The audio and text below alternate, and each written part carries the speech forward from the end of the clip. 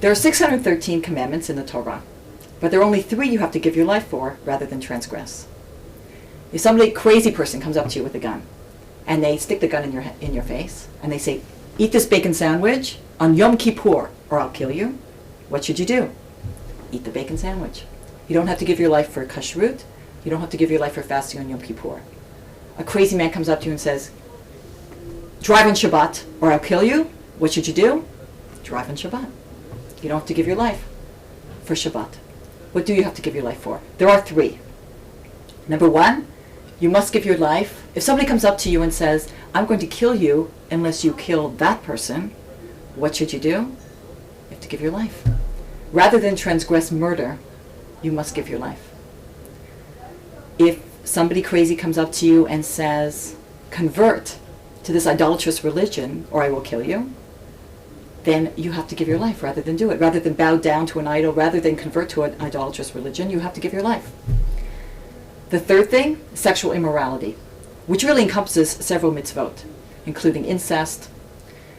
So if somebody tells you to do the sexual immoral act or they'll kill you, you have to give your life. So you have to give your life for idolatry rather than, you have to give your life rather than murder, and you have to give your life and not to do a sexually immoral act. There is one commandment that they say equals all 3. And what is that? Lashon hara. Lashon hara. Lashon hara. Evil speech. Lashon, speech. Hara, evil. Gossip, slander, rumor. Equals all 3 of those mitzvot combined. The 3 that you have to give your life for. Because according to our Torah, when a person speaks badly about another person, it's like triple murder. 3 people die the moment somebody speaks badly. Who dies? The person speaking, the person they're speaking about, and the person who is listening. Let's go through these 3 people in this triangle. Let's do the person speaking. Let's do the person being spoken about. That's the easier. The person being spoken about clearly is being killed. In whose eyes? In the eyes of everyone who's listening. This poor innocent person's out there, doesn't know anybody's talking about them, and their name, their good name, their reputation is being destroyed. There is those courtroom dramas that people have, and in those courtroom dramas on television, those Perry Mason old movies, the lawyer will often put the witness on the stand, and the witness on the stand will be instructed to blurt something out, and the prosecuting lawyer will say, I object, and the judge will say sustained, and he will turn to the jury, and what will he say? The jury will disregard what the witness just said. Right. And he turns to the court stenographer, and he says to the court stenographer, this will be stricken from the record. The witness is smiling smugly. His lawyer is smiling smugly. Why? Gets off the stand because he knows once he says those words, they're there. Just try and take them back. Once those words, the person who is speaking, once he says those words, the reputation of the person you're speaking about, whatever you are saying, it's forever. Just try and take it back. So the person who is being spoken about, clearly, in the eyes of everyone who is listening, is being destroyed. Who else is killed? The person speaking. In whose eyes? In whose eyes are they being killed? Oh, for sure in the eyes of God, the eyes of the Almighty. He created us. He gave us the gift of speech. He didn't give us the gift of speech for us to use it to destroy other people. So obviously we're disappointing the Almighty. But on a deeper level, in whose eyes, the person who's speaking, in whose eyes are they being destroyed? In the eyes of everyone listening. But that doesn't really make much sense. Imagine a situation. Let's say a bunch of Jewish people together. The conversation maybe goes into not a nice field, and people start talking about somebody else who's not there, maybe in not a nice way. Could this happen? So, imagine the topic is their marriage. They're having trouble in their marriage, and everybody's talking about all the dirty details of the marriage. And you know some dirty details. And you say, guess what? And everybody else says, what? What do you mean I'm being killed in everybody's eyes? I am the queen of this social moment. All eyes and ears are on me. I'm not being lowered in their eyes. I'm being elevated in their eyes. This is it. What do you mean I'm being killed? But you are. Every time you speak badly about someone, you are committing social suicide. At the moment, oh, you are the queen and the king of the social moment. But in the long run, if you're the person who always has the dirt and the lowdown on everyone, and they don't call it dirt and lowdown for nothing, are you the type of person that people will come to and entrust their lives with? Are you the type of person that people will come to and ask your advice? No. Oh yes, at the moment, in the middle of the gossip, yes, you are the queen. But in the long run, you're committing suicide. Have you ever gone to a funeral and the rabbi performing the ceremony, or whoever's giving the eulogy, says, this person never had a bad word to say about anyone in their life? Now that's a life. How many people can say that? How many people will say that about us? I'll tell you, my husband and I were involved building a community in Toronto, Canada. And we built a synagogue, and it was a place where everybody could feel welcome. Doesn't matter, religious, not religious, everybody came. It was a place that was very open, people could ask their questions. So sometimes during Kiddush, I'd be walking around, greeting people, and not everybody knew who I was necessarily, but a lot of people, regulars, and I would wish them good Shabbos, Shabbat Shalom. And sometimes I would come into a group, and there'd be this animated conversation going on. And as soon as I walk over, silence. I usually make a joke. Well, either there was a punchline to a joke I shouldn't hear, and I don't have to go on. Or they were talking about something that they would be ashamed to talk about in front of me. You want to be that type of person. I wish I deserved it. But some people look at me and you want them to look at you. That they give so much respect to you, that they value you so much, that they would be ashamed to speak badly about other people in front of you, to use certain language in front of you. You want to be that type of person. Imagine, this is a tool from my rabbi. When you have to make choices in life, and you're not sure, should I say this, wear this, be with this person? Life is choice. How do you make the right choices? Here's a tool. Beam down beside you in your imagination someone you tremendously respect. A rabbi, a teacher, a spouse, a parent, a friend. Imagine they're beside you. Then ask yourself, if that person was there, would I say this, wear this, be with this person, eat this? If the answer is no, all the more you should not do it in front of God. The third person being killed. Third person killed, and this person is killed most of all, is the listener. In the eyes of God, the listener is killed most of all. But how can that be? That doesn't make any sense. It should be the person who's speaking should be the most guilty. But God says no. The person listening. Why would the person listening be more culpable than everyone else in the scenario? Why? The person who's speaking, just try and stop them. Just try and stop them. Once they make a decision, and we'll talk about where that comes from, once they make a decision that they are compelled to speak lashon hara, to speak badly about people, just try and stop him. The person being spoken about, this innocent person out there bowling, having a picnic, having a barbecue, they have no control. Just a little story about a person speaking and trying to stop them.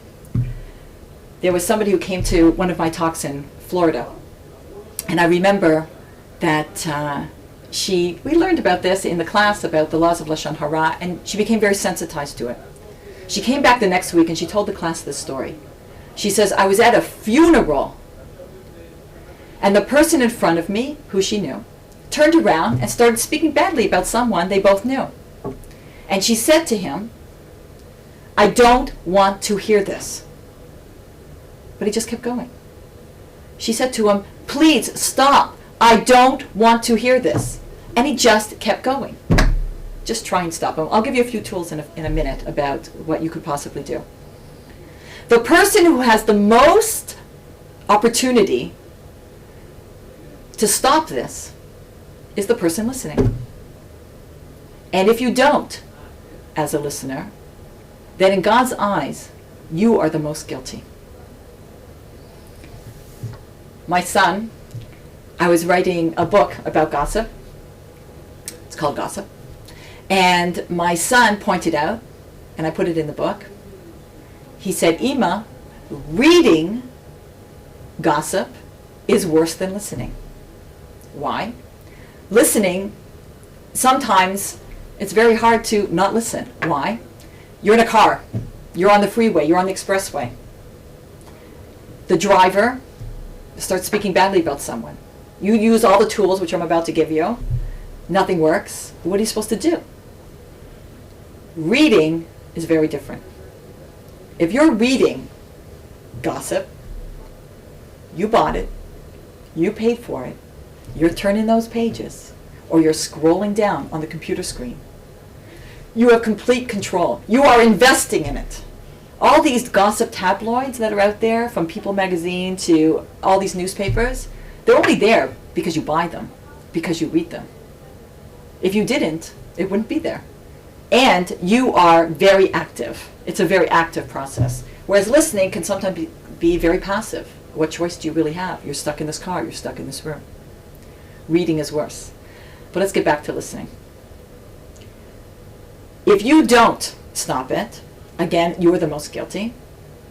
So, and if you have the most power, what can you possibly do? What can you possibly do if you're in a situation where somebody is speaking badly about other people and you are the listener? Let's go through some options. Number one, you're in a social situation, you walk over to a group of people, a lot of activity, talk that's not so right. You can just keep walking. You don't have to stop. Just keep on going. What's another option? Change the subject. Change the subject.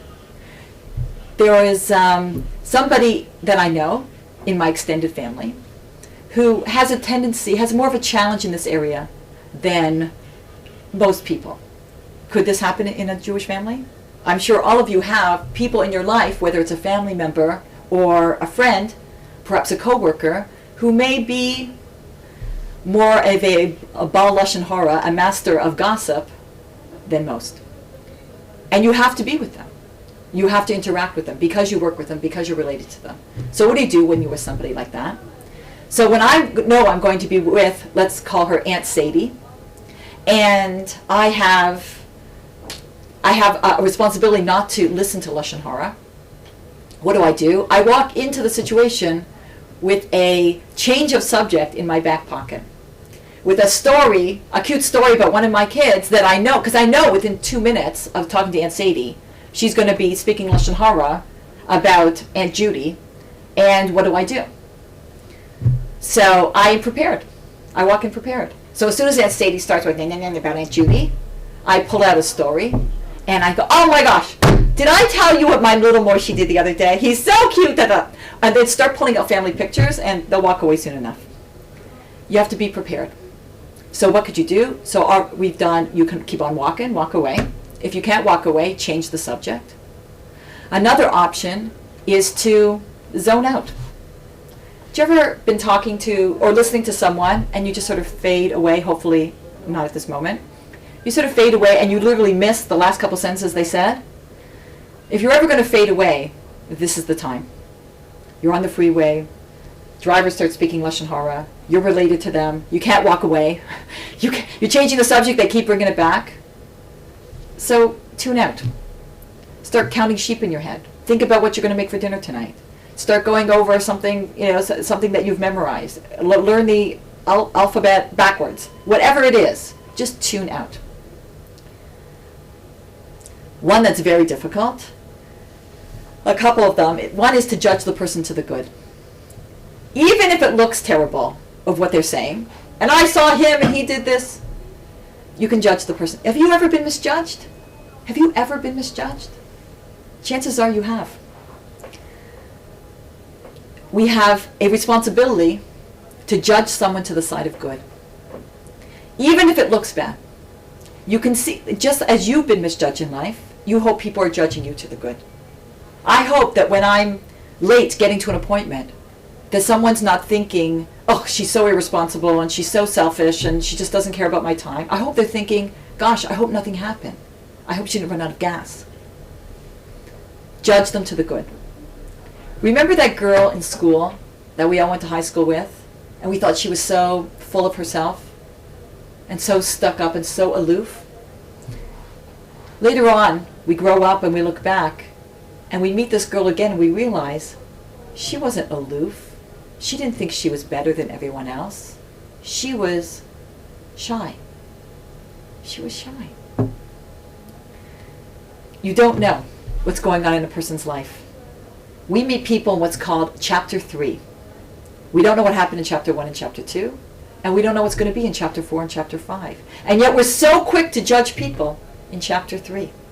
We marry our spouses in chapter 3. They had parents that raised them before we got them. They had a whole life. We're not allowed to judge people. You can judge actions. You can definitely say a person's making a mistake. But you can't say that's a bad person because they're making that mistake. Because you don't know where they came from, where they are, and where they're going. Only God sees that. We are limited. We are living in the present, dwelling in the past, and worrying about the future. That's us. That's human beings. But God is not bound by time. He sees past, present, and future in one glance. And that's why only God can judge. So now we've gone through the 3 people who are killed. Mass murder. Every time you speak badly about someone, you're committing suicide yourself in the eyes of God and in the eyes of other people. The person you're speaking badly about is clearly being killed in everybody's eyes. And the person you're speaking to is killed most of all. Listening to Lashon Hara is worse than speaking it. So we talked about the options that a listener could have. Walking away, judging the person to the good, and all those things. Let's expand this. Not only are you not allowed to speak badly about people, you can't speak badly about groups of people, organizations. There is a special mitzvah not to speak badly, a special area that you can't even speak badly about certain lands. Actually, one land, the land of Israel. It's created, it's a gift from the Almighty. Somebody once told me, you can't even complain about the weather in the land of Israel, because even the weather has Kedusha, is holy. What do you do if there's a situation where you have to give over information that may not reflect positively on someone? There are times, not only are you allowed to speak badly about someone, you are obligated to speak badly about someone. What are those times? If there's a positive, constructive purpose, you are allowed to say information that even could reflect badly on someone. Let me give you an example. Imagine my husband is a rabbi. Imagine I came home and I told my husband, do you know that the so-and-sos at shul, that's at synagogue, that they're having trouble in their marriage, and he's doing this to her and she's doing this to him, and they're going to this, or I come home and I tell my husband, honey, the so-and-sos, they're having trouble in their marriage. I think if you speak to him, you can make a difference. Do you hear the difference? The first one is just Lashon Hara for my own sick entertainment. The second one, I'm trying to help someone. I'm trying to help someone. When there's a positive, constructive purpose, you're allowed to give information, specific information, even if it reflects negatively on them. There are parameters. What are the parameters? Number one, you have to give that information to the one and only person that you know can make a difference. Number two, you have to give that information over in a very specific way. It doesn't give you license to uncork this person's life and to give every little dirty detail about their life. I don't have to tell my husband all the dirty details about this marriage that I'm hearing about. He can find out soon enough or imagine what could possibly be going on. Number 3, you have to be specific. You have to tell the one and only person. And you also, when you're giving over information, you must, I can't remember. I will come back. All right. So you just can't haphazardly tell information. Again, there has to be a positive, constructive purpose. You are trying to help people. We are responsible for other people.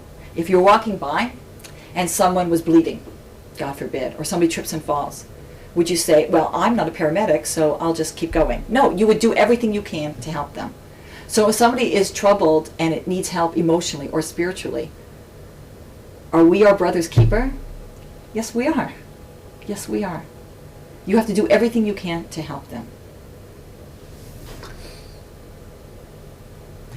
Other things that you should know in terms of the laws of Lashon Hara, in terms of when you're allowed to speak and when you're not allowed to speak. Defining gossip is any form of communication that could reflect negatively on somebody, unless there's a positive constructive purpose.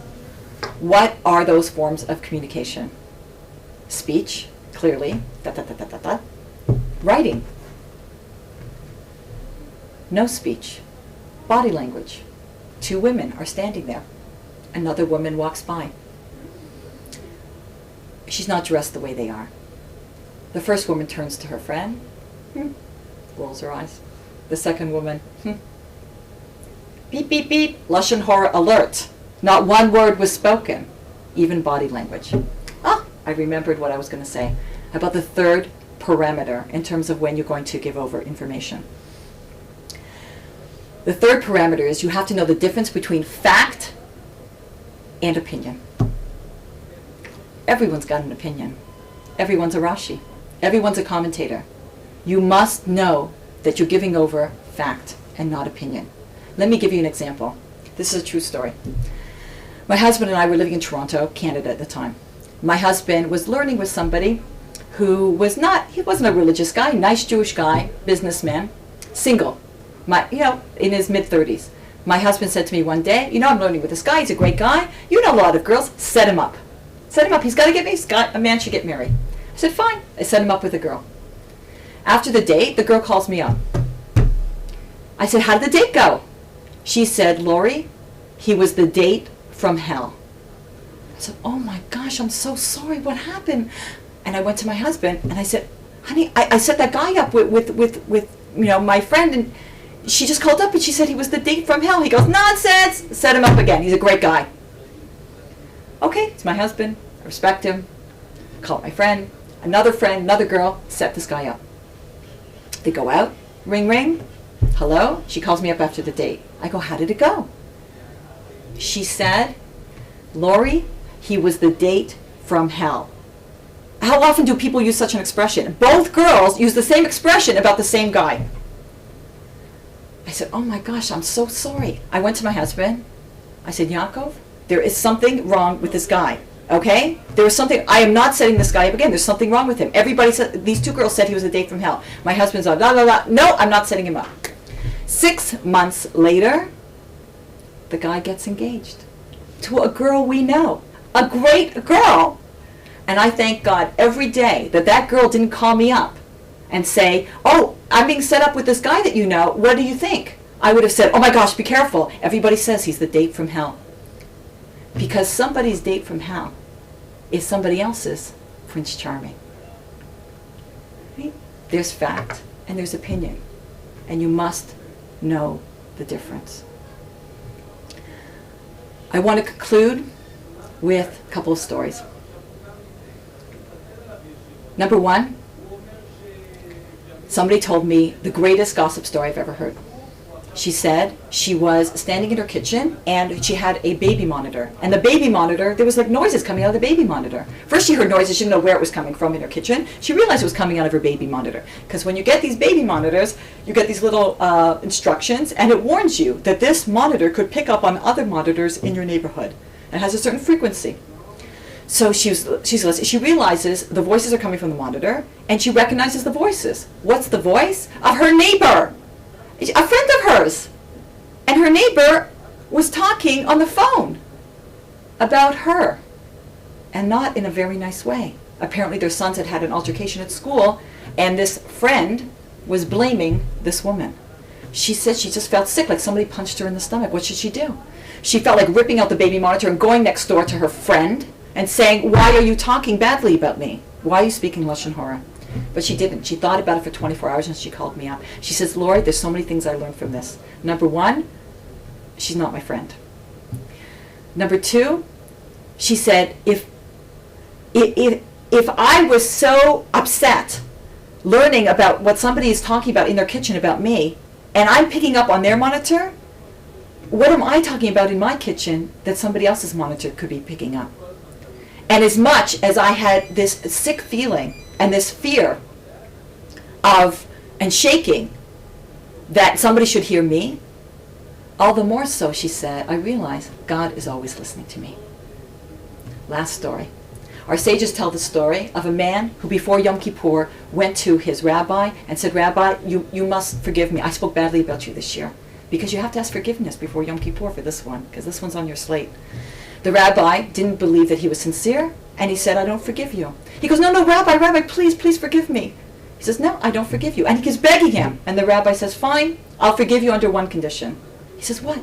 He says, take this feather pillow, rip it up, and throw it into the air. He's like, thought the rabbi was crazy, but okay, fine. He takes the feather pillow, rips up, throws it into the air, and the rabbi says, collect every one of these feathers. And once you collect all of these feathers, I'll forgive you. He says, that's impossible. And the rabbi says, exactly. Because ladies and gentlemen, when we speak badly about people, when we misuse the gift of speech, it's like feathers in the wind. Just try and return them. And he said, and she told one, and then it's feathers in the wind. When you're about to be in a situation that's going to happen soon, where you could contribute to the conversation and speak gossip, and you don't, and you hold back, even once, it's very hard to do. Why? Because it's not like you're going to interrupt the conversation and say, excuse me, I was about to transgress a biblical commandment, but I did not. And everybody applauds. It's not going to happen. No one's going to know. But you know, and God knows. And the angels, they're dancing in heaven. Thank you very much.